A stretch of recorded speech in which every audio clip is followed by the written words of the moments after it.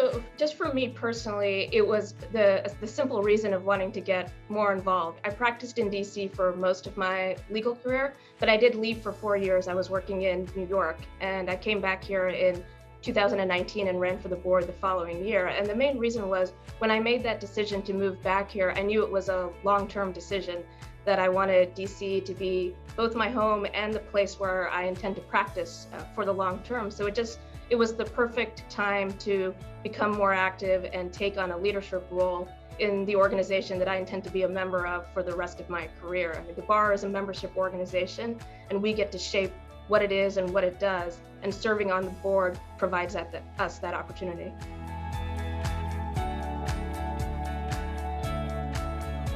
So my bar service has been interesting because I joined the board in 2020, just a few months into the pandemic. So my tenure on the board has been during the pandemic in a remote environment with everything via Zoom. And although I would have preferred to get to know my colleagues on the board in person, I'm glad to be serving during this time. And the bar is grappling with a lot of important issues right now, not just with COVID, but in 2020, we of course had George Floyd, racial justice issues, the increased focus on diversity within the legal community.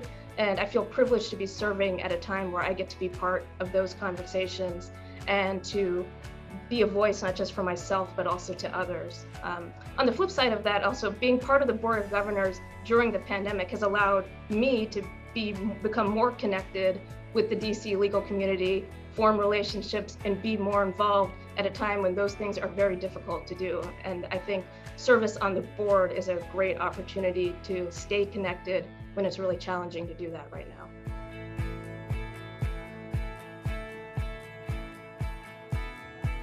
So my advice to prospective nominees would be to focus on what you can bring to the organization and not worry about what you've done up to now. The bar benefits from having a board that represents a wide range of perspectives, of work experience, and of life experience.